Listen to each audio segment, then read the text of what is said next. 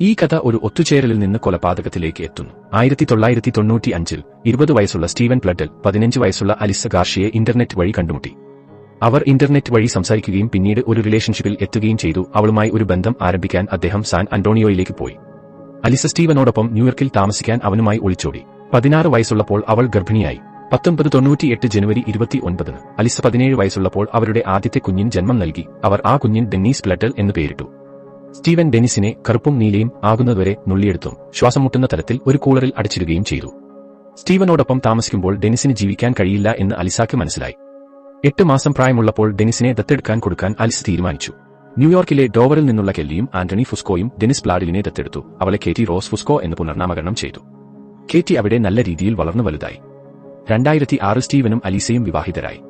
Steven മാറിയെന്ന് Alisa കരുതിയതിനാൽ കൂടുതൽ കുട്ടികൾ വേണമെന്ന് അവർ തീരുമാനിച്ചു. ദമ്പതികൾക്ക് 2 പെൺമക്കളുണ്ടായി. പക്ഷേ അദ്ദേഹം തന്റെ 2 പെൺമക്കൾക്ക് ഒരു നല്ല പിതാവായിരുന്നില്ല. സ്റ്റീവൻ ദേഷ്യം വരുന്ന ആൾ ആയതിനാൽ അദ്ദേഹത്തിന് എപ്പോഴും ജോലി നഷ്ടപ്പെടുമായിരുന്നു. ഇതുകൊണ്ട് കുടുംബം നോക്കാൻ അലിസയ്ക്ക് 2-3 ജോലികൾ എടുക്കേണ്ടി വന്നു. ഇത് കുട്ടികളെ സ്റ്റീവന്റെ കൂടെ വീട്ടിൽ ഒറ്റയ്ക്ക് വിടുന്നതിലേക്ക് നയിച്ചു. അത് നല്ല തീരുമാനമായിരുന്നില്ല, കാരണം അയാൾ പലപ്പോഴും അവരെ ഉപദ്രവിക്കുമായിരുന്നു. 2016-ൽ ഡോവർ ഹൈസ്കൂളിൽ നിന്ന് ബിരുദം നേടിയ കേറ്റി ഓൺലൈൻ പരസ്യത്തിൽ പ്രവർത്തിക്കുന്നതിനായി ഡച്ചസ് കമ്മ്യൂണിറ്റി കോളേജിൽ കല പഠിക്കാൻ ഉദ്ദേശിച്ചിരുന്നു. 2016 ഓഗസ്റ്റിൽ കേറ്റിക്ക് 18 വയസ്സുള്ളപ്പോൾ ഫേസ്ബുക്കിൽ തന്റെ ബയോളജിക്കൽ അമ്മയായ അലീസ് പ്ലഡലുമായി ബന്ധപ്പെട്ടു. അവർ ദിവസവും അവരുടെ